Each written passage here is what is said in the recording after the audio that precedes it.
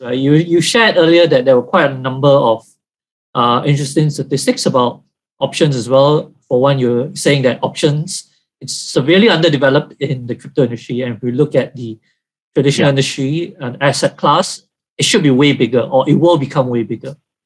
Are there any other interesting data points that you can share with us regarding the derivative market or the options market in general? I think the one that occurs to me daily, and that kind of is the one that I've already taken, which is about how big, how much potential there is in the options market, primarily because the size of the option market in crypto should be something else.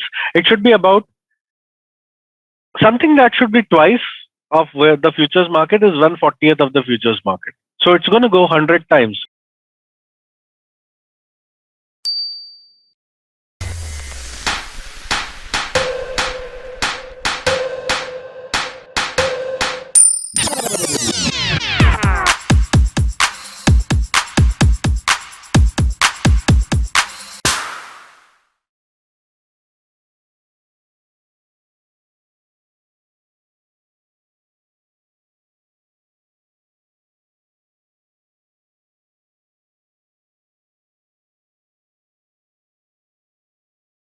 Hello, everyone. My name is Ben, analyst from CoinGecko here as usual.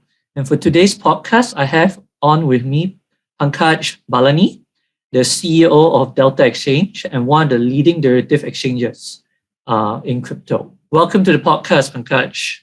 Hi, Ben. I'm glad to be here. And CoinGecko is, feels like home. So it's one of the websites I open up first thing in the morning. Delta and then CoinGecko. What's happening on our exchange? What's happening in the market? So great to be here. I'm really excited for today's session, and I've listened to a lot of these. So also glad to be here as a guest.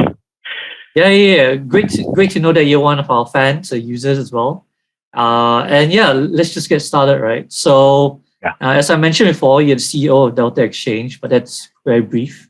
Could you actually just share a little bit more about what Delta Exchange is and perhaps share a little bit of its history as well? Absolutely. So we are a derivatives exchange.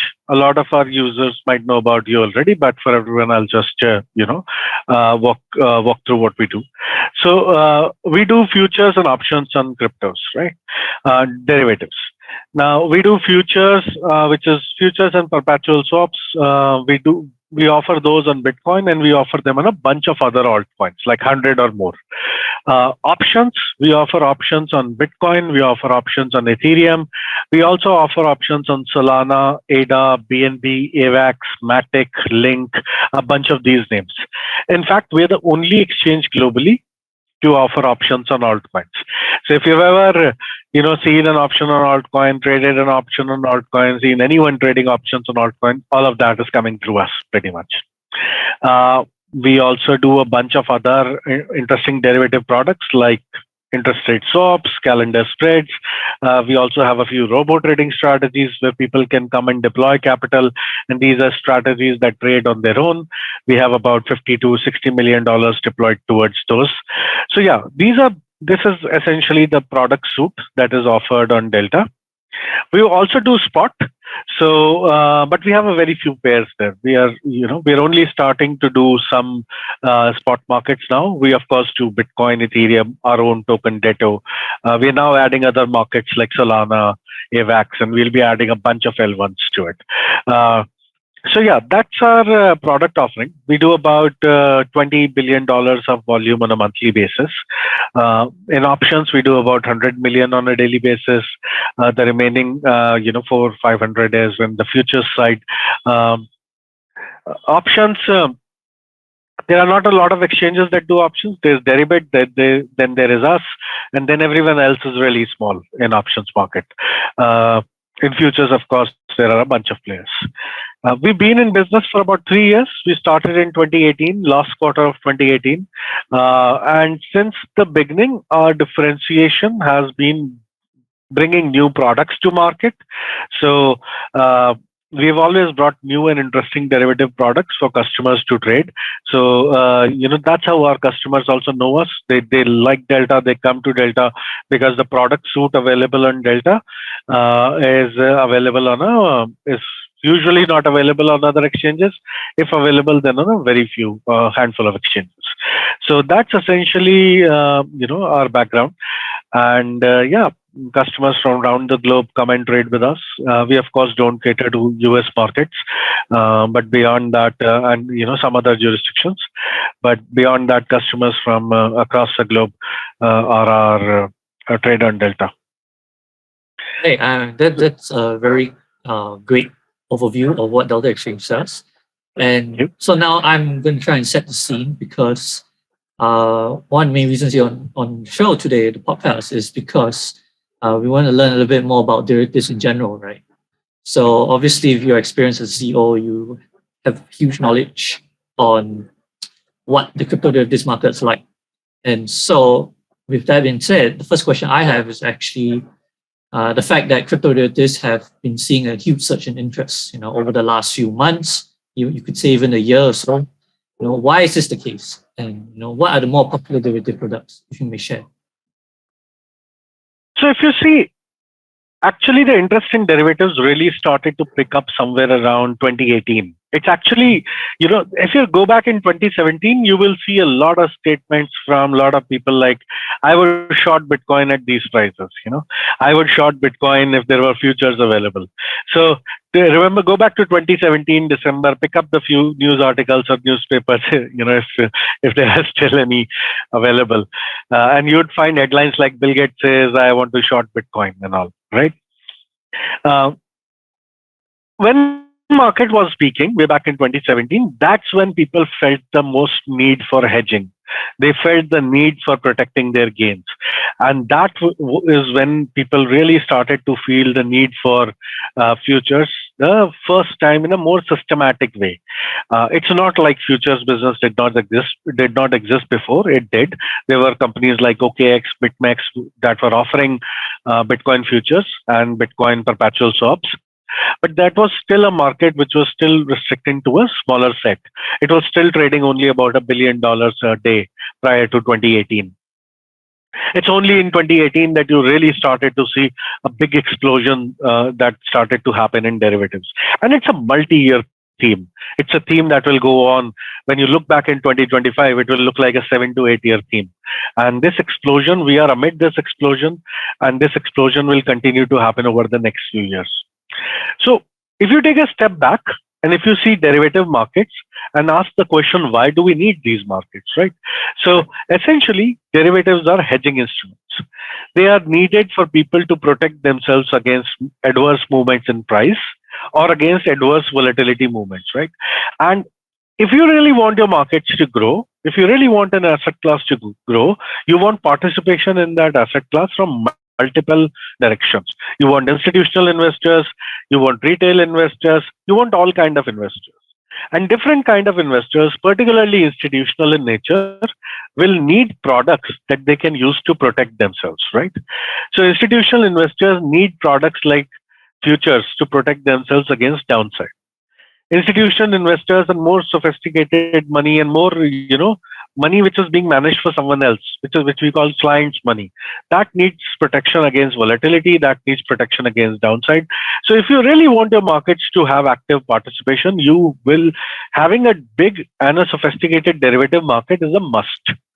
So that's the first thing. Like having a big market on derivatives gives investors confidence that there are instruments available which they can use to protect themselves against adverse price movements, against adverse scenarios, right?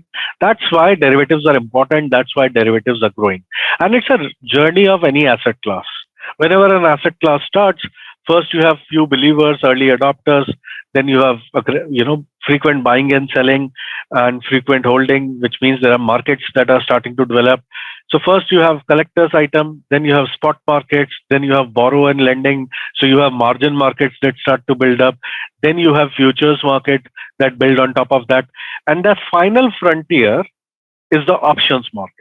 And this is where crypto is going today. If you see the bedrock of what is happening in markets today, there's a tremendous growth that we are seeing in options.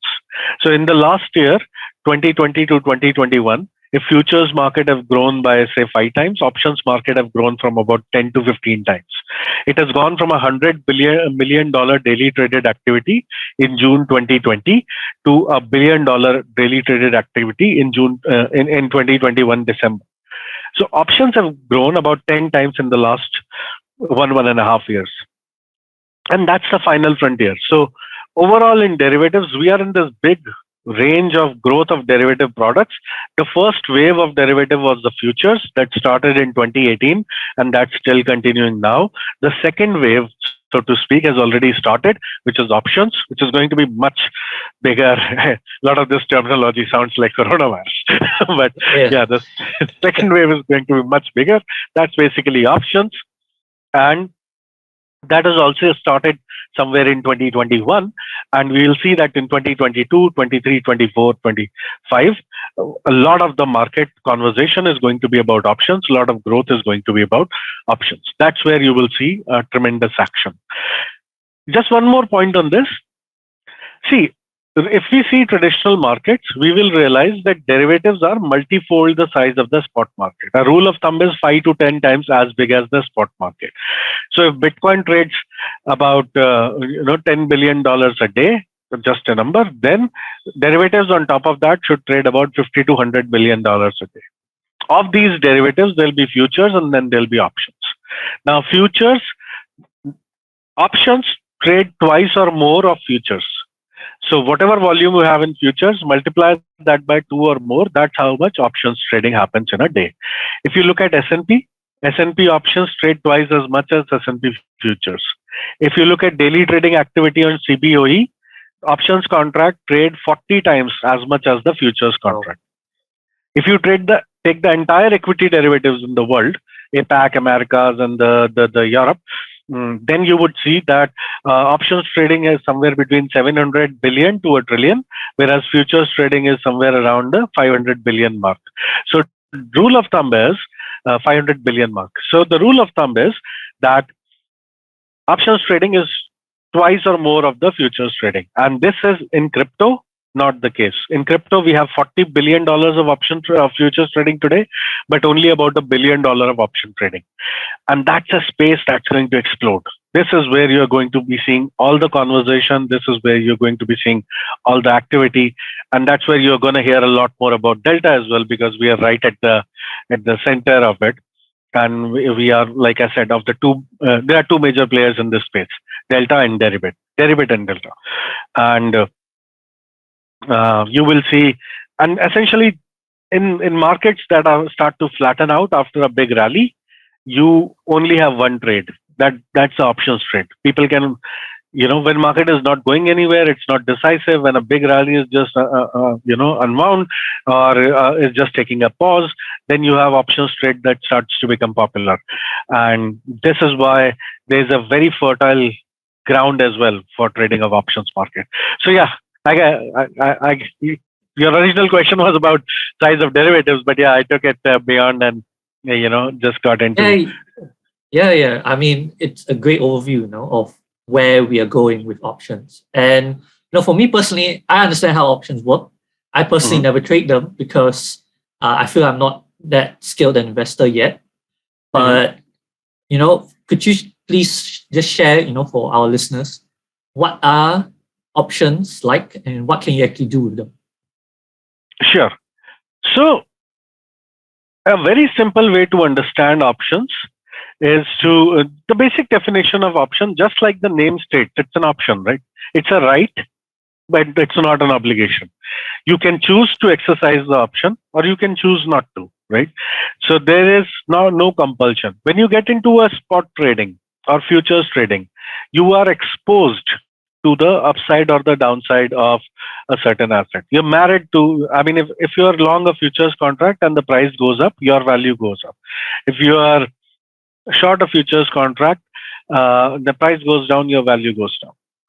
In options as well, you are exposed to the price, of course, but you're only exposed to a a part of the upside or the downside. So there are two kinds of options: a call option and a put option. Call option is something that gives you the right to buy something at a cheaper price than the market typically. Put option is something that gives you the right to sell something in the market at a fixed price, right? And typically when you will be using it when the price is lower than the price at which you are allowed to sell, right? So options essentially help people break down uh, or participate only in the upside or only in the downside, right? So if you want a contract by which you can participate only in the upside, but in the downside, your value does not go down, or you're not exposed to a downside as much. That's a call option. Now, whatever I just said, you have to. There are a lot of nuances there, so it will not be an exact fit. But yeah, this is basically the framework of options. I think the easiest thing to do is to look at an options product in the real life. Like, where are we using options in real life? And then it's easy to understand them in the financial world as well. So everybody knows what's an insurance product. Everybody has used an insurance product, right? A car insurance or a life insurance, or generally insurance, is a rather simple product and a common product to understand. Now, insurance is nothing but a put option, right? So insurance is the most simple options product. So let's take an example of a car insurance. So what does a car insurance say? That if your car meets an accident, you can get a payout, right? Which means that if there is a downside event, then you get paid, right? So you are protected against any downside event, right? That's a put option. Now, let's say you have the same thing on your portfolio, right? That if the prices go down, then the value of your portfolio does not go down. Or there is an instrument in your portfolio, the value of which goes up if the prices go down. But on the upside, life carries on. There is no special privilege, or there is no, but 1:1 loss on the upside. Yep. So that kind of an insurance, when you buy for your portfolio, that is essentially buying a put option, right? Now, just like insurance is not free, a put option is also not free. There is a cost to it, and that cost is called premium. Just as in the insurance world, we say you purchase insurance, you pay a premium. Similarly, in the options world, in the portfolio, in the finance world, you basically purchase a put option and you pay a premium. So let's say you are long some Bitcoin, some Ethereum, some Solana, some AVAX, and you have a portfolio today, right? Come a bunch of crypto coins, and you are a little worried about prices going down in the short term. In the next 3 months, let's say you are not so sure of what will happen to the prices. So what you do is you go and buy a put option. Now, this put option is basically paying a little bit of premium to protect yourself against the downside. If the prices do go down, then this put option, depending on how much you have purchased, protects you against the downside. And if the prices don't go down, then of course the premium is wasted. Just as insurance, if there is no damage to your car, you lose the premium, right? So this is essentially what an options product is. Similarly, there is something called a call option. Just like put option helps you cash out when there is a downside, call option helps you cash out when there is an upside. So let's say you are super bullish on Bitcoin, like a lot of people were last year, and there were a lot of people who were thinking Bitcoin will go to 100,000 by the end of year. So there were a lot of people buying calls on Bitcoin and Ethereum with a strike of 100,000 or 80,000 or something of that sort. That Bitcoin will go beyond this point, which means that you will make money when the prices go up. And essentially, these are two simple kind of options that are available. This is what people do. They buy or sell these options depending on what's their view on the market. If they want to buy a protection, they buy a put. If they want to sell protection to someone else, they sell a put.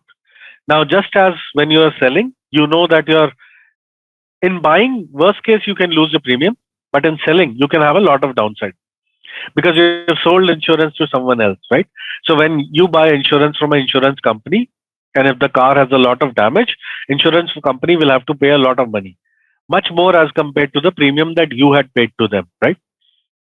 So let's say you have a $10,000 car, you buy an insurance for $500 on it for say 1 year. These are just placeholder numbers. Say if there is an accident, and the insurance company might end up paying $7,000, right?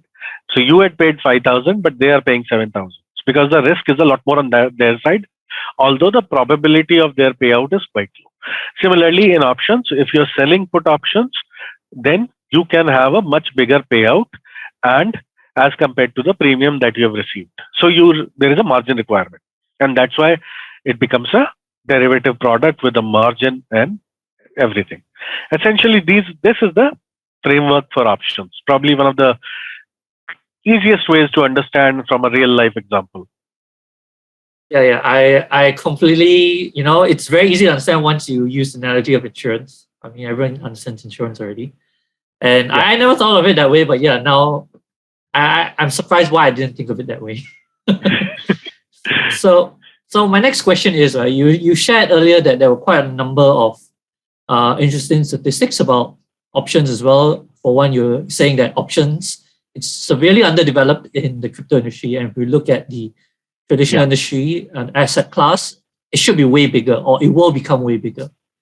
Are there any other interesting data points that you can share with us regarding the derivative market or the options market in general?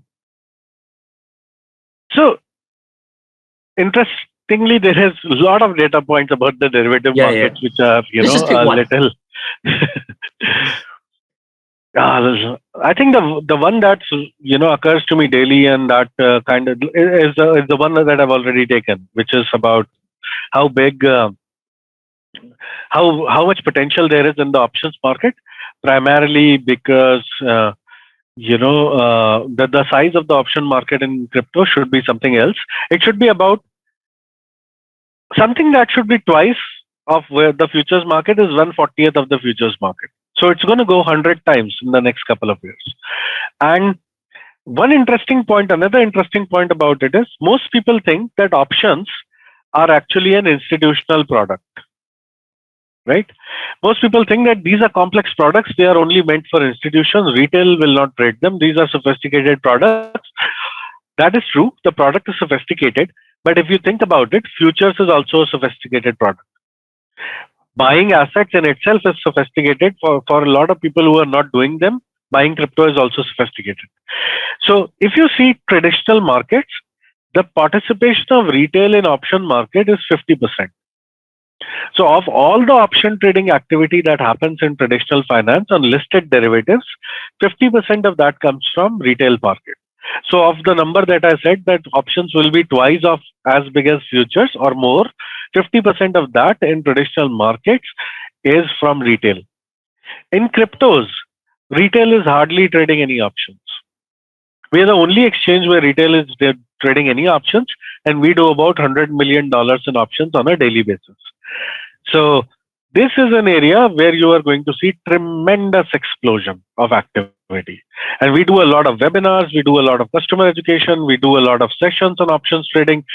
We get tremendous traction on retail. In fact, and retail trades very shorter dated option, 1 day to 30-day maturity. And that's the most liquid contracts on our exchange as well. And you will see this space explode. You will see a lot of activity from retail traders in the options side. And this belief that a lot of people have that options will be an institutional play or is an institutional play, that is in for a big surprise. And we are seeing that trend happening on Delta. We are seeing more retail traders adding every day to us to trade options. And this is not something that is unique to crypto market or us. This is exactly the trend that you have in traditional finance.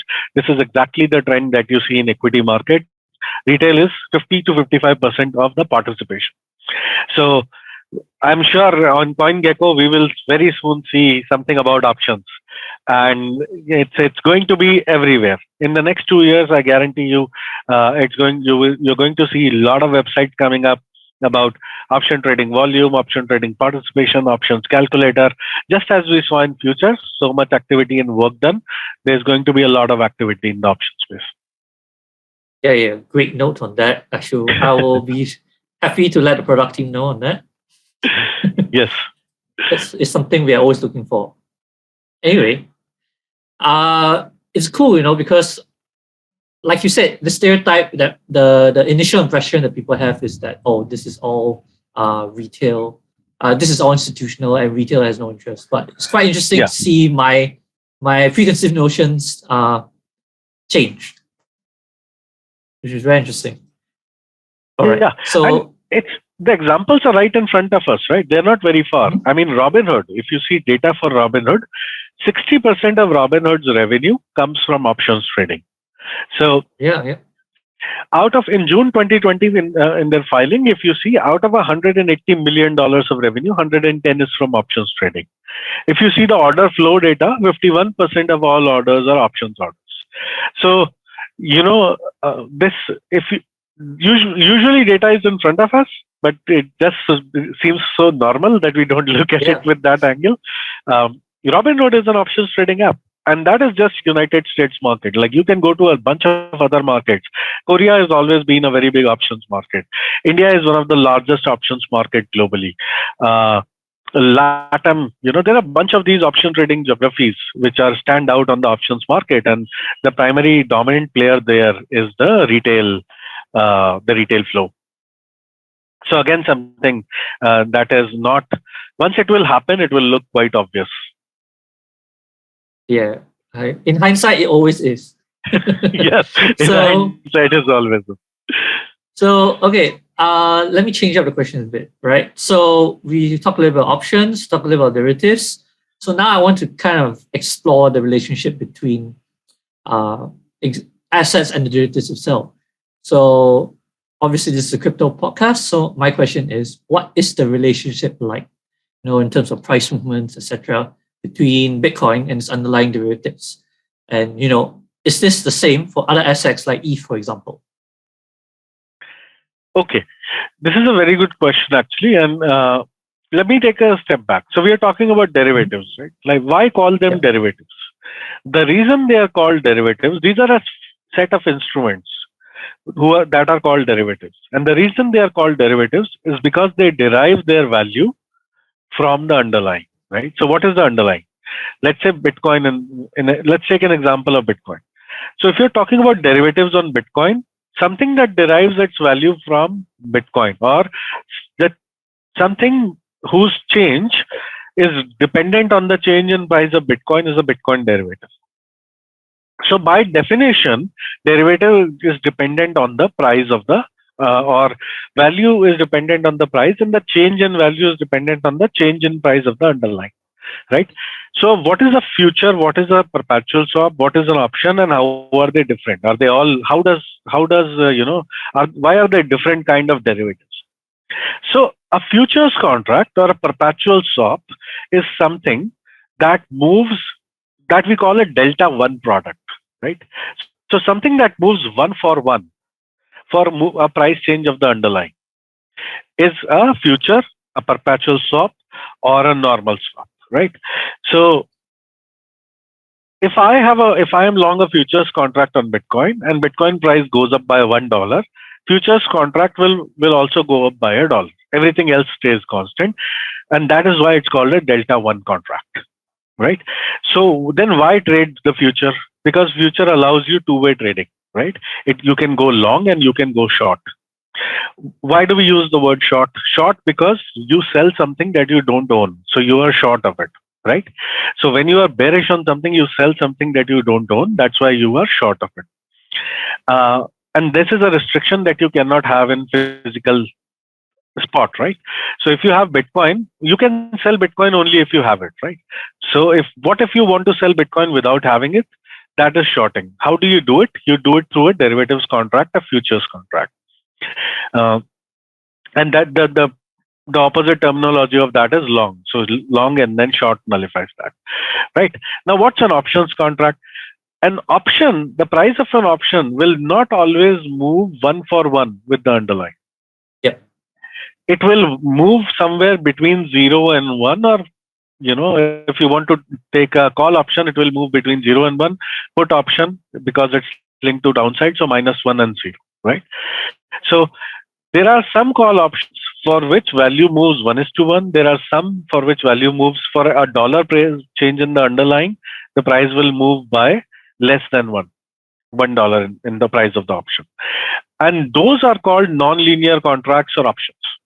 And Non-linearity comes from the fact that as the price starts to move, the change in the value of the option also starts to change. We're getting a little complex, so I'll take a step back. For those listeners who got a little confused, not to worry. Let me take a step back and break it down into very easy pieces. Futures, perpetual swaps, simple. $1 change in the price of Bitcoin, $1 change in the price of future. Options, price change can be anywhere between $0 and $1 for $1 change in the underlying. So the different derivative products will always move in tandem with the price of Bitcoin. But yeah, their exposure to price of Bitcoin will be different, and you can choose the exposure that you want depending on what you want to do, what's your original view on the market. And that was your question, right, Ben? That how does the value of the derivative change with the price of the underlying? So just to build a question on top of that, right? I mean, the thing is, markets aren't efficient, right? So underlying derivatives, even though in a perfect world they'll follow the price perfectly, in practice it doesn't. There are always arbitrage opportunities. Sometimes the derivatives are overpriced. This is usually what happens to why we get huge liquidity dumps because people are over leveraged, that kind of thing. So in your experience, how severe or how significant is the price disparities between derivatives and underlying assets like Bitcoin? So, see, all of what we've been talking about in the podcast today helps you determine the theoretical value of the future or the option, right? But practical world, when you start to trade things, there are constraints. So, for example, Bitcoin will trade slightly at different prices on two different exchanges, right? Because of the different people who are trading there. And some, on one exchange, there might be more sellers, one exchange, there might be more buyers, and the price will be different slightly. If there's a lot of difference, then people will start to arbitrage. This is exactly what happens. So we go back to the previous question, like futures moves 1-for-1 with the spot. Yes. But when they're actually trading, let's say there are buyers in the futures market, but there are not many buyers in the underlying spot market. So futures might start to trade a little richer at a slight premium to Bitcoin. If they start to trade at a lot of premium, then what people will do is they'll buy the Bitcoin and they'll sell the Bitcoin future, and they will start to look to arbitrage it.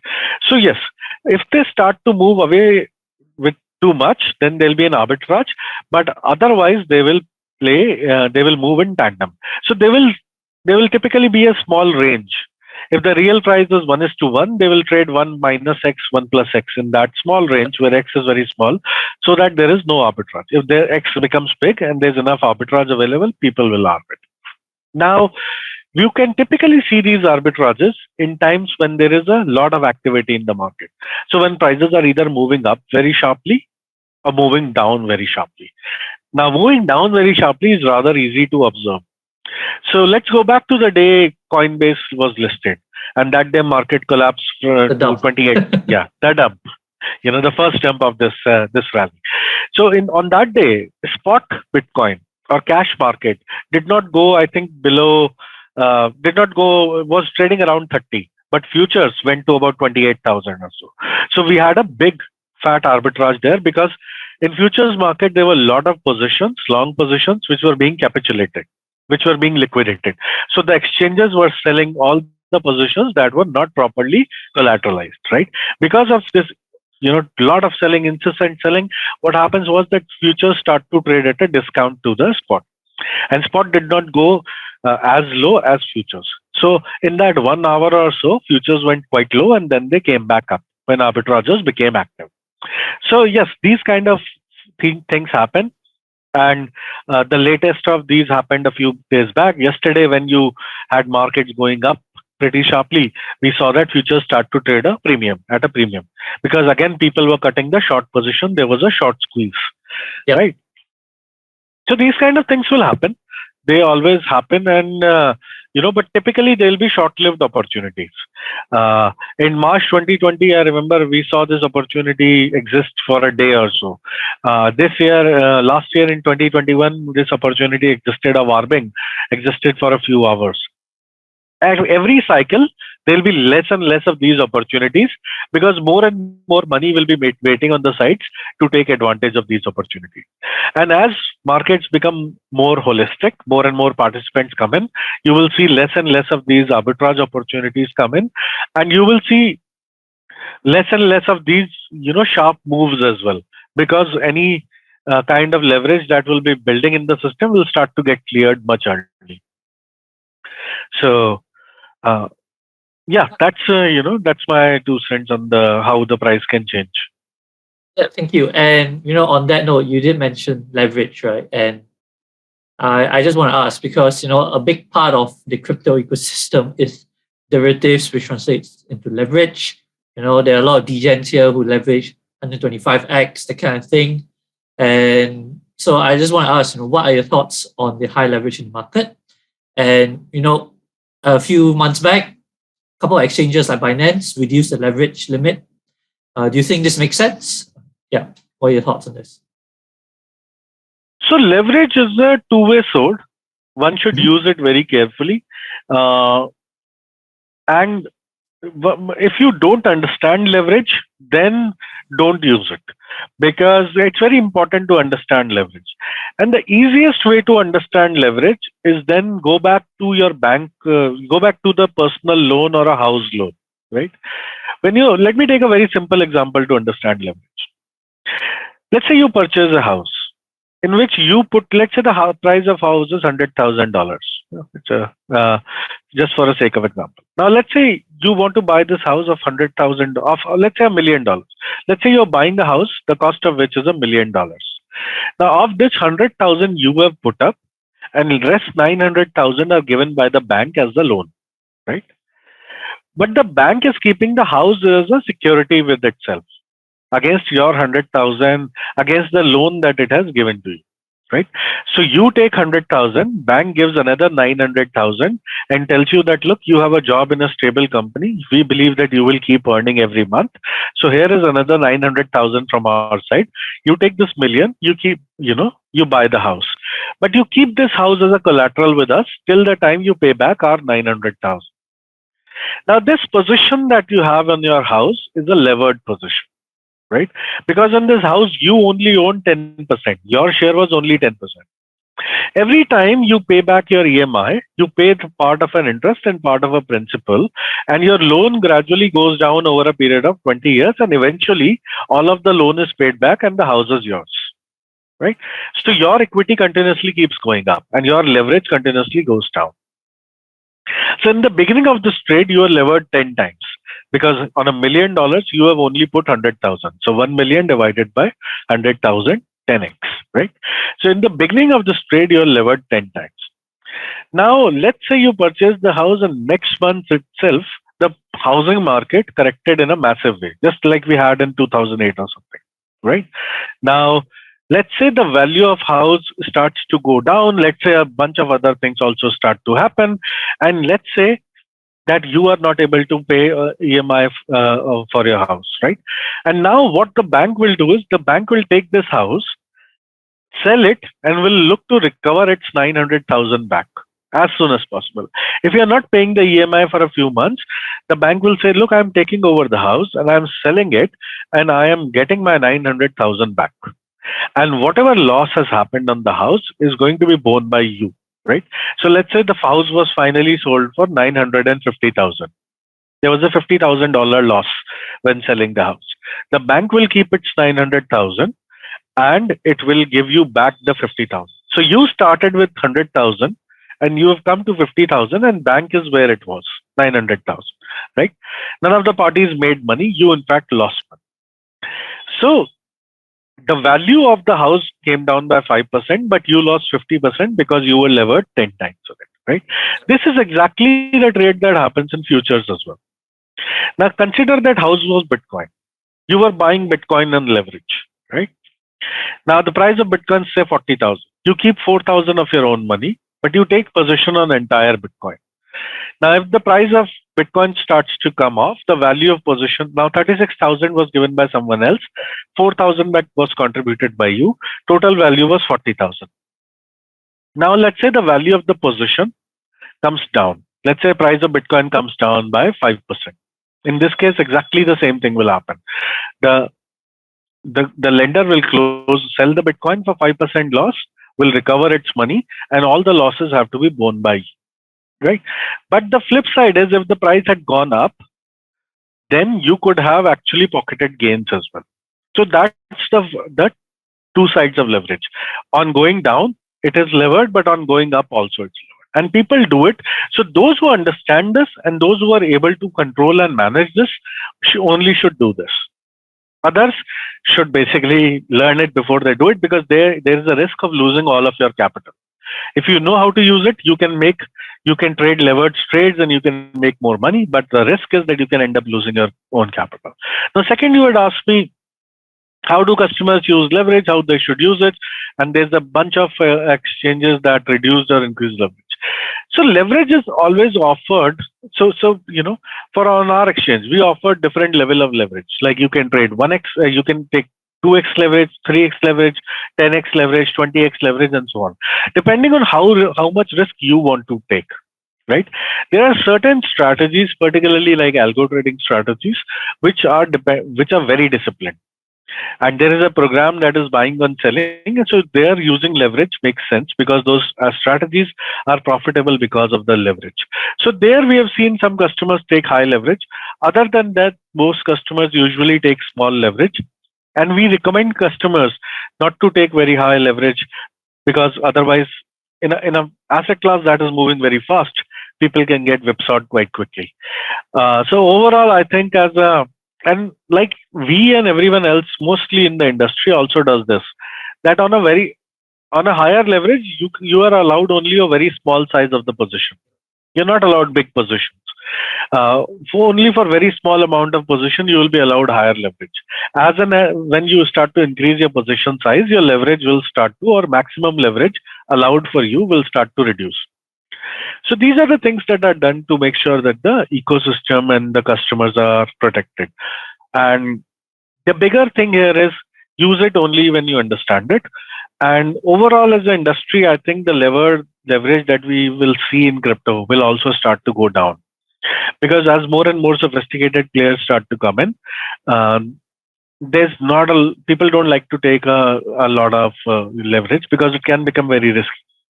We talk quite a lot about leverage options and a little bit of derivative products, but there's been one that everyone's been talking about over the past few months, i.e.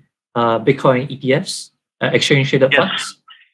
Although they're not strictly derivatives, but there are ETFs that hold Bitcoin derivative products.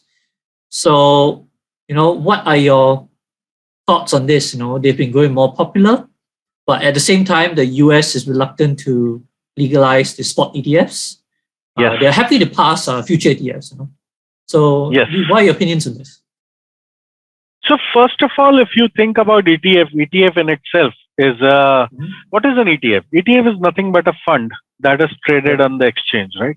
So it basically gives access to anyone to buy and to participate in the upside or the downside of the asset. So it kind of increases the distribution, right? There are a lot more people trading on traditional exchanges than the crypto exchanges, right? And if all these people can get access to Bitcoin on their traditional exchange, that's a good thing. That will increase participation for Bitcoin. So essentially, an ETF solves that problem. So ETF in itself is a wrapper on top of the Bitcoin or Bitcoin future. So ETF in itself, by definition, is a derivative. Now, there are two kinds of ETFs which are wrapped around the Bitcoin spot, and ETF which are wrapped around Bitcoin future. What we saw last year was approval for the Bitcoin future ETF. The spot ETF, which you rightly said, is not approved as of yet.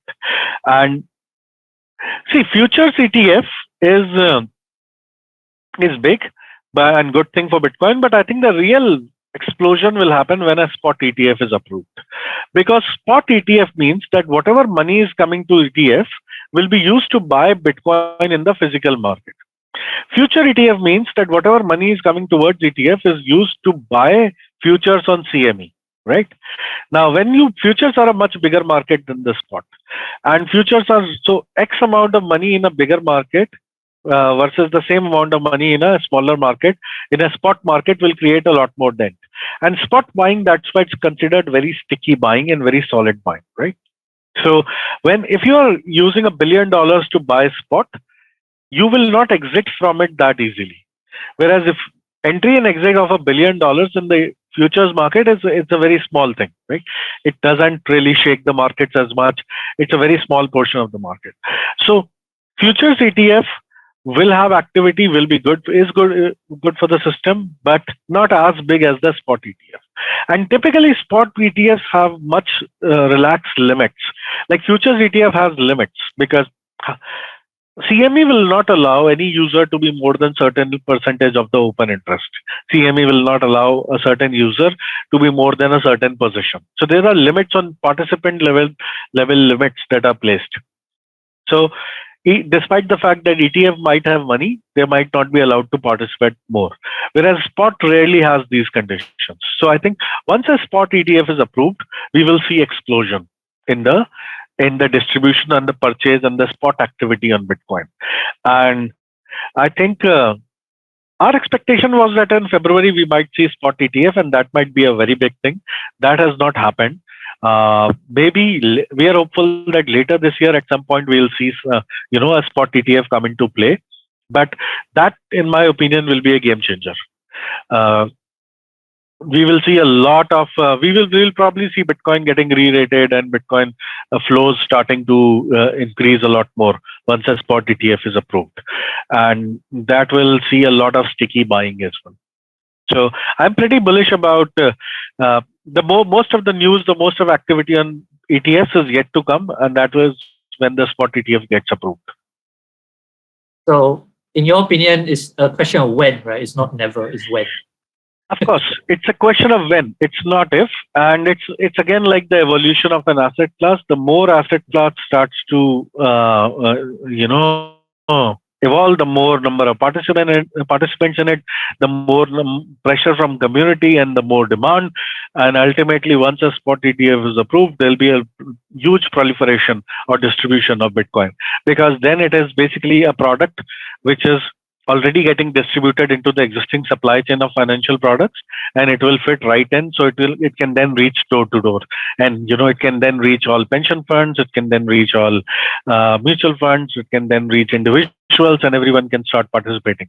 So participation will just explode. And it's like you said, it's a question of when. It's not a question of if. I think it's a question of when in 2022, not even when. Okay. So, cool. So yeah, I'm hopeful. Looking forward. Let's see. Yes. Okay. So, you mentioned earlier that a lot of people, like you rightfully mentioned, a lot of people are on the sidelines. A lot of people, when they buy crypto, they go through centralized exchanges or even more regulated exchanges like CME. What are your thoughts on the decentralized markets? So there are actually a couple of platforms that offer decentralized options. I think one I can think of right now is Premier and all that. How will this change the nature of the decentralized market? Because in the regular traditional asset industry, they don't have that. You don't have this in the equation, right? Everyone must be centralized and regulated. But you have this, which is another thing entirely. So decentralized markets are, we've decentralized economy has exploded in 2020, 2021, right? So there is no doubting that economy anymore. So just as you've seen strong DeFi players in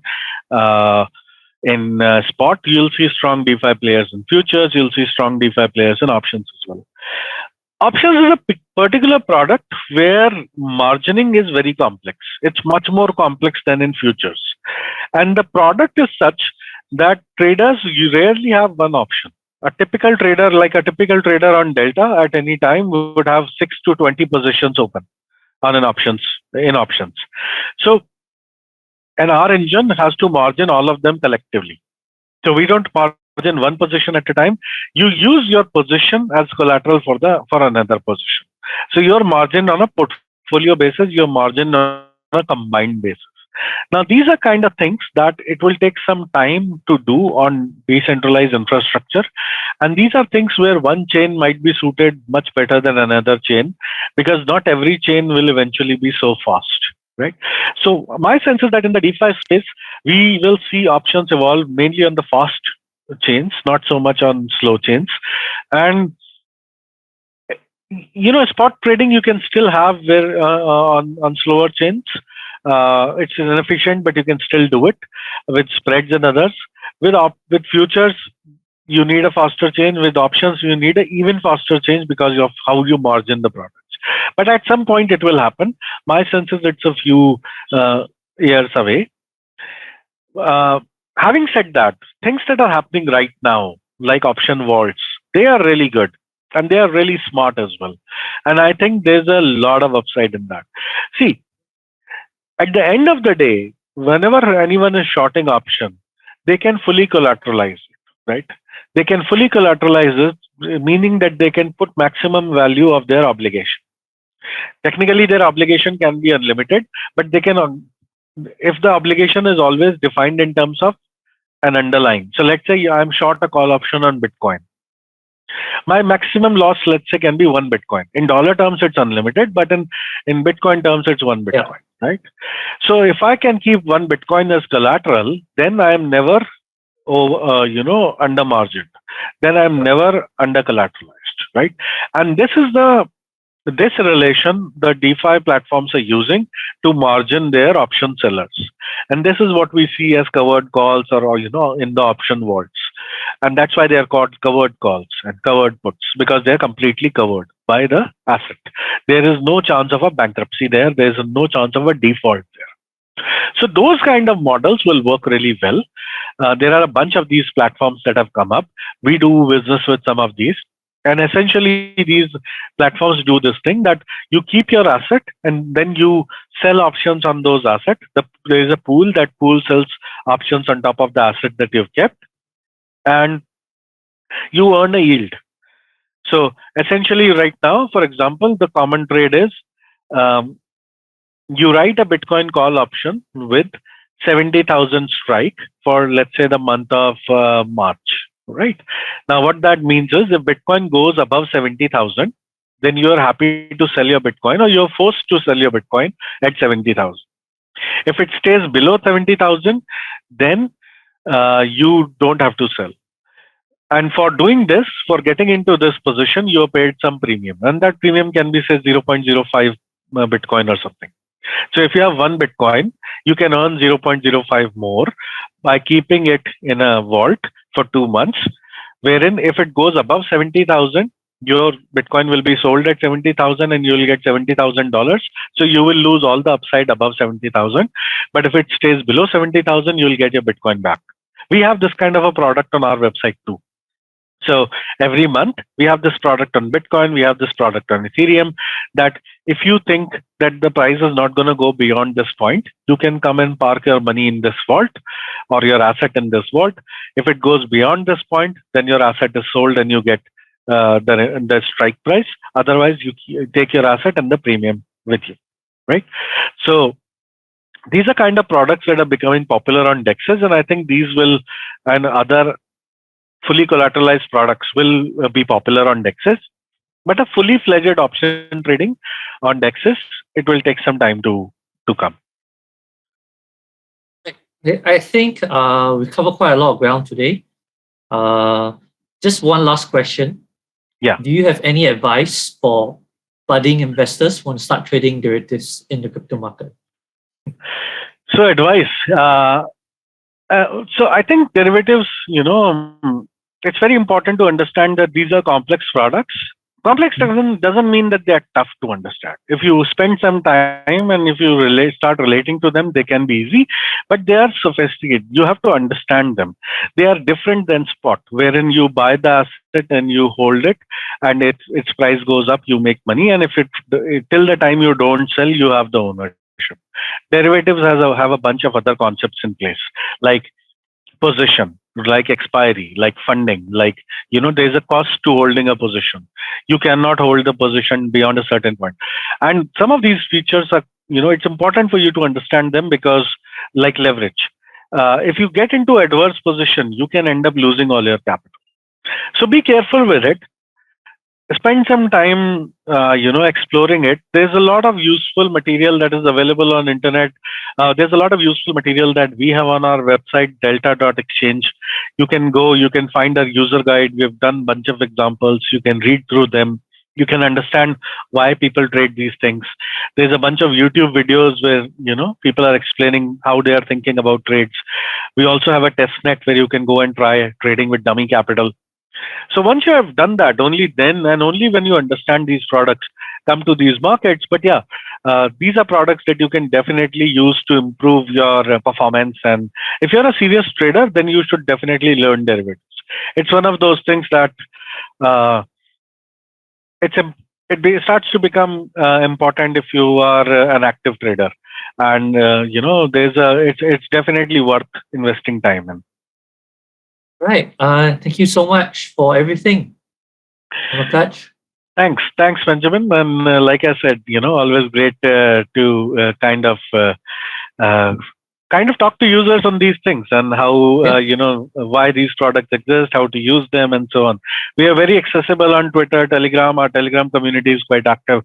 Any of your users who are interested can definitely come and participate in these discussions. We are always very excited to talk about derivatives. Yeah, you heard the man, guys. Do give a follow and don't forget to subscribe to us as well. Thank you so much. This podcast is provided as part of the overall information on cryptocurrency contained on our website, is for your general information only, and does not howsoever constitute any endorsement, financial or investment advice, nor any solicitation or offer of securities or other financial instruments. CoinGecko and the podcast presenter makes no warranties, implied or express, of any kind in relation to this podcast, including, without limitation, the accuracy and updatedness of its content. All opinions and recommendations there in the podcast are based on the personal opinion of the presenter. Please conduct your own research and procure professional advice should you, at your own risk, decide to howsoever invest or trade in relation to the content contained in the podcast. For the latest crypto prices, visit our website. If you haven't already, make sure to subscribe to our YouTube channel to keep up to date on the latest crypto trends.